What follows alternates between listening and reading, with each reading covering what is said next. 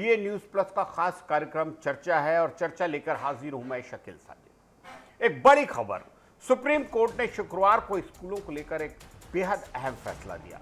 Court ने कहा कि अब देश के हर सरकारी और प्राइवेट स्कूल में तमाम लड़कियों को फ्री सैनिटरी पैड मिलने चाहिए। इसके अलावा लड़के और लड़कियों के लिए अलग अलग टॉयलेट बाथरूम होना भी जरूरी है। अगर कोई स्कूल यह सब नहीं करता तो उसकी मान्यता रद्द की जा सकती है। सुप्रीम कोर्ट ने यह भी कहा कि स्कूलों में दिव्यांग बच्चों के लिए भी ऐसे टॉयलेट होने चाहिए जिनका इस्तेमाल वे आसानी से कर सकें। यह आदेश सभी राज्यों और केंद्र शासित प्रदेशों के स्कूलों पर लागू होगा। असल में पूरे देश में मासिक धर्म स्वच्छता नीति लागू करने को लेकर सुप्रीम कोर्ट में पिछले 4 साल से मामला चल रहा था। इस पर 2022 में सोशल वर्कर जय ठाकुर ने याचिका दायर की। उन्होंने कहा कि पीरियड्स के वक्त सही सुविधा न मिलने की वजह से बहुत सी लड़कियां स्कूल जाना छोड़ देती हैं। कोर्ट ने कहा कि अगर स्कूलों में लड़कियों के लिए अलग टॉयलेट नहीं तो ये बराबरी के हक के खिलाफ है। साथ ही अगर लड़कियों को सैनिटरी पैड नहीं मिलते तो वे लड़कों की तरह खुलकर पढ़ाई और दूसरी एक्टिविटी में हिस्सा नहीं ले पाती। कोर्ट ने यह भी कहा कि पीरियड्स के दौरान सम्मान और सुविधा मिलना हर लड़कियों का हक है। सुनवाई के दौरान कोर्ट ने समाज को भी आईना दिखाया। कोर्ट ने कहा कि कई बार लड़कियों के शरीर को बोझ की तरह देखा जाता है, जबकि इसमें उनकी कोई गलती नहीं होती। ये फैसला सिर्फ कानून के लिए नहीं बल्कि स्कूलों, टीचर्स और माता पिता के लिए भी है ताकि लड़कियों को जरूरत के वक्त मदद मिल सके। याचिका में ये बात भी सामने आई थी कि बहुत सी लड़कियां पीरियड्स के दिनों में स्कूल नहीं जाती। वजह है कि उनके घरों में सैनिटरी पैड खरीदने के पैसे नहीं होते। मजबूरी में कपड़ा इस्तेमाल करना पड़ता है जिससे दिक्कत बढ़ जाती है। कई स्कूलों में तो इस्तेमाल किए गए पैड फेंकने की भी सही व्यवस्था नहीं होती। देश के कुछ राज्यों में पहले से लड़कियों के लिए फ्री या सस्ते सैनिटरी पैड देने की योजनाएं चल रही है। कहीं सीधे पैसे दिए जाते हैं, कई स्कूलों में फ्री पैड बांटे जाते हैं।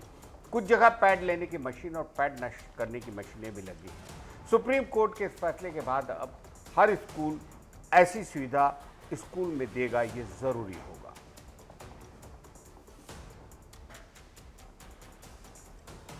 पहले परमवीर चक्र विजेता, जी हां, मेजर सोमनाथ शर्मा सच्चे नायकों में है जिनकी बहादुरी आज भी लोगों को फख्र से भर देती है।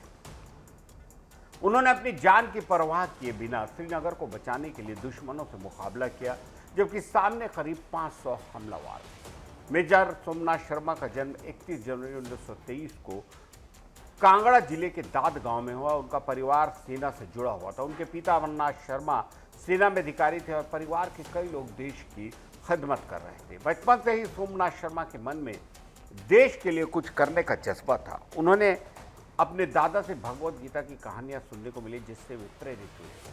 अपनी पढ़ाई नैनीताल के शेरवुड कॉलेज से की। उसके बाद देहरादून के Prince of Wales Military College में पढ़ाई की। फिर इंग्लैंड के सैंडहर्स्ट मिलिट्री कॉलेज से सेना की ट्रेनिंग ली। साल 1942 में उन्हें भारतीय सेना के 19वीं हैदराबाद रेजिमेंट की 8वीं बटालियन में अफसर बनाया गया। द्वितीय विश्व के दौरान उन्होंने बर्मा में भी देश की सेवा की और वहां भी बहादुरी दिखाई। लेकिन सबसे बड़ा इम्तिहान 1947-48 के भारत पाकिस्तान युद्ध के दौरान हुआ। 3 नवंबर 1947 को जम्मू कश्मीर के बड़गाम इलाके में दुश्मन के सैकड़ों लड़ाकों ने श्रीनगर एयरपोर्ट पर हमला किया।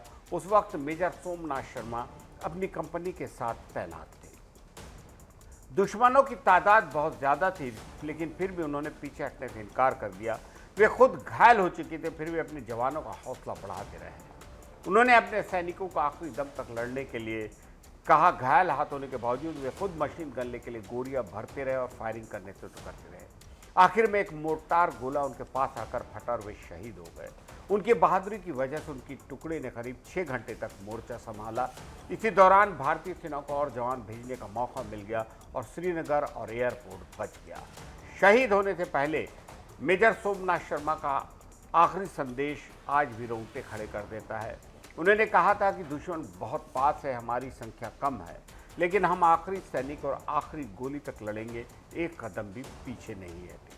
उनकी इसी अद्भुत बहादुरी के लिए 21 जून 1950 को उन्हें मरणोपरांत प्रथम परमवीर चक्र से सम्मानित किया गया और सम्मान को पाने वाले भारत के पहले सैनिक बने।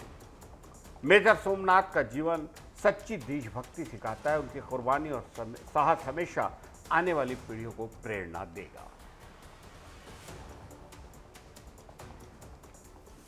भारतीय हॉकी टीम के पूर्व कप्तान मनप्रीत सिंह को अचानक टीम के संभावित खिलाड़ियों की लिस्ट से बाहर कर दिया गया। इसे लेकर काफी चर्चा हो रही है क्योंकि मनप्रीत वही खिलाड़ी हैं जो 2020 टोक्यो ओलंपिक और पेरिस 2024 ओलंपिक में टीम के साथ 2 बार ब्रॉन्ज मेडल जीत चुके हैं। 33 साल के मनप्रीत पिछले 15 सालों में पहली बार किसी कैंप की संभावित लिस्ट में नहीं है। सवाल उठना लाजमी है। मनप्रीत सिंह के साथ साथ दिलप्रीत सिंह और गोलकीपर कृष्ण बहादुर पाठक को भी आगामी प्री लीग से पहले संभावित खिलाड़ियों की सूची से बाहर कर दिया। बाहर करने का फैसला कई लोगों को हैरान कर रहा है, लेकिन टीम से जुड़े विश्वस्त सूत्रों का कहना है कि फैसला अचानक नहीं बल्कि पिछले साल दिसंबर में दक्षिण अफ्रीका दौरे के दौरान ही तय कर लिया गया था। ये चर्चा भी तेज है कि क्या मनप्रीत को इसलिए बाहर किया गया ताकि वे हॉकी इंडिया के अध्यक्ष दिलीप तिर्की का रिकॉर्ड न तोड़ सके। दिलीप तिर्की के नाम सबसे ज़्यादा 412 इंटरनेशनल मैच खेलने का रिकॉर्ड है और मनप्रीत इस रिकॉर्ड से सिर्फ एक मैच पीछे है। इसी वजह से लोग अंदाज़ा लगाने लगे कहीं रिकॉर्ड बचाने के लिए तो मनप्रीत को टीम से बाहर नहीं किया। हालांकि टीम के करीबी सूत्रों ने इस बात को पूरी तरह गलत बताया। सूत्रों के मुताबिक मनप्रीत, दिलप्रीत और किशन को बाहर करने का फैसला दक्षिण अफ्रीका दौरे के एक अनुशासन से जुड़े मामले की वजह से है। दिसंबर में दक्षिण अफ्रीका में 2 टेस्ट और एक अभ्यास मैच भारतीय टीम ने खेला था। बताया जा रहा है उस दौरे के दौरान एक खिलाड़ी टीम मीटिंग से गायब हो गया। बाद में पता चला कि उसे कथित तौर पर प्रतिबंधित पदार्थ वाली च्युइंगम खिलाई गई, जिसकी वजह से वो बेहोश हो गया। पूरी रात टीम को उसकी देखभाल करनी पड़ी और अगली सुबह मीटिंग में भी शामिल नहीं हुआ। आरोप है कि ये च्युइंगम मनप्रीत, दिलप्रीत और किशन पाठक ने दी थी। बाद में तीनों खिलाड़ियों ने इस मामले में माफी भी मांगी, लेकिन टीम मैनेजमेंट ने उसी वक्त उन्हें बता दिया था कि अगले कैंप से उन्हें बाहर रखा जाएगा। हालांकि टीम के कोच क्रेग फुल्टर ने इस घटना को लेकर हॉकी इंडिया को कोई लिखित रिपोर्ट नहीं दी। हॉकी इंडिया ने हाल ही में राउरकेला में होने वाले FIH प्रो लीग के लिए संभावित खिलाड़ियों की सूची जारी की। ये टूर्नामेंट 10 से 15 फरवरी तक खेला जाएगा और इससे पहले 1 से 7 फरवरी तक कैंप लगेगा। कोच ने कहा है कि कुछ सीनियर खिलाड़ियों को वर्कलोड मैनेजमेंट के तहत तनाव दे रहे हैं। मनप्रीत को बाहर किए जाने पर इसलिए भी सवाल उठ रहे हैं क्योंकि हाल ही में हॉकी इंडिया लीग में उन्होंने शानदार प्रदर्शन किया। उनकी सह कप्तानी में रांची रॉयल्स की टीम फाइनल तक पहुंची। वहीं दिलप्रीत और किशन भी AHIL जीतने वाली कलिंगा लांसर्स टीम का हिस्सा। कुल मिलाकर मनप्रीत सिंह को बाहर करने के पीछे रिकॉर्ड वाली बात नहीं बल्कि अनुशासन से जुड़ा मामला मुख्य वजह बताया जा रहा है।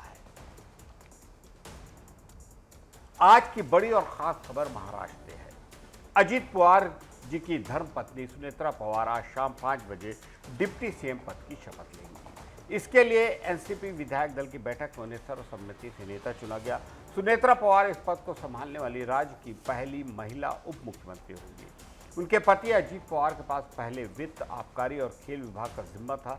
तब राजनीतिक हलकों में चर्चा है कि उनके निधन के बाद वित्त विभाग मुख्यमंत्री देवेंद्र फडणवीस संभाल सकते हैं। उन्होंने कहा है कि हम NCP के साथ मजबूती से खड़े हैं और मंत्री पद का फैसला NCP के हाथ में है। सुनेत्रा पवार फिलहाल राज्यसभा की सदस्य हैं और 62 साल की हैं। उनका जन्म 18 अक्टूबर 1963 को हुआ। वह एक राजनीतिक परिवार से आती। उनके भाई पद्म सिंह पाटिल मंत्री और लोकसभा सदस्य रहे। सुनेत्रा और अजीत की शादी 1985 में हुई थी। राजनीति के साथ साथ वह बारामती में अपने पति का कामकाज संभालती थी और शरद पवार के बनाए कई शिक्षा संस्थानों से सीधे जुड़े। सियासी चर्चा ये भी कि अजीत पवार के बेटे पार्थ पवार को राज्यसभा भेजा जा सकता है, लेकिन इस पर अभी तक कोई आधिकारिक घोषणा नहीं हुई है। NCP की बैठक और शाम के शपथ समारोह से जुड़े हर अपडेट आपको मिलती रही है। बॉलीवुड की एक ऐसी बड़ी स्टार जिनकी आवाज और अभिनय आज भी लोगों के दिलों में बसते हैं। जी हाँ, सुरैया। आज सुरैया की पुण्यतिथि है। सुरैया का निधन 31 जनवरी 2004 को हुआ। सुरैया को लोग मलिकाए हुस्न और मलिकाए अदाकारी कहते थे। उनकी आवाज़ इतनी मधुर थी कि लोग उन्हें सुरों की रानी भी कहते थे। 15 जून 1929 को लाहौर में सुरैया का जन्म हुआ। जब वो 1 साल की थी, मुंबई आ गया परिवार। उनकी माँ के घर में केएल सहगल, खुर्शीद और कानन देवी के रिकॉर्ड सुनाती थी। छोटी सुरैया ने उन रिकॉर्ड को सुनकर गाने का शौक अपनाया। मज़ेदार बात कि उन्होंने कभी फॉर्मल म्यूजिक सीखने की ट्रेनिंग नहीं ली, फिर भी उनकी आवाज़ लोगों को मंत्रमुग्ध कर देती। बचपन में ही सुरैया ने ऑल इंडिया रेडियो पर गाना शुरू कर दिया। 12 साल की उम्र में फिल्म ताजमहल में मुमताज महल का रोल कर उन्होंने एक्टिंग में कदम रखा। फिर संगीतकार नौशाद ने उनकी आवाज़ सुनी और 1942 में फिल्म शारदा में उन्हें प्लेबैक सिंगर के रूप में मौका दिया। उन्होंने नई दुनिया बसेगी जैसे गाने गाए। सुरैया ने अपने कैरियर में 70 से ज़्यादा फिल्मों में काम किया और 330 से ज़्यादा गाने गाए। उनकी फिल्मों में अनमोल घड़ी, प्यार की जीत, बड़ी बहन, दर्द, जीत, सनम, दास्ता, रुस्तम सोहराब, शमा शायर जैसी बेहद हिट फिल्में शामिल हैं। देव आनंद साहब के साथ भी उन्होंने कई फिल्में की, जैसे नीली, विद्या और दोस्त हजारे। कहा जाता है दोनों के बीच बेहद निजी रिश्ते भी थे, लेकिन शादी किसी कारण से नहीं हो पाई और सुरैया जिंदगी भर अविवाहित रही। केएल सहगल ने भी उनका बहुत साथ दिया और शुरुआती दौर में उन्हें बड़े रोल दिलवाने में मदद की। उनके गानों में दिले नाता, तुझे हुआ क्या है, ओ दूर जाने वाले, तेरा ख्याल दिल से मिटा न सकेंगे और जाने क्या तूने कही जैसे गाने आज भी गुनगुनाए जाते हैं। 1963 के बाद सुरैया फिल्मों से दूर हो गई और मरीन ड्राइव के अपने घर में अकेले रही। 31 जनवरी 2024 को मुंबई में निधन हुआ, लेकिन उनकी आवाज़ और उनकी अदाकारी हमेशा हिंदी फिल्म सिनेमा को जगमगाती रहेगी। आज के लिए चर्चा में इतना ही। इजाजत दीजिए शकील साजिद को। नमस्कार।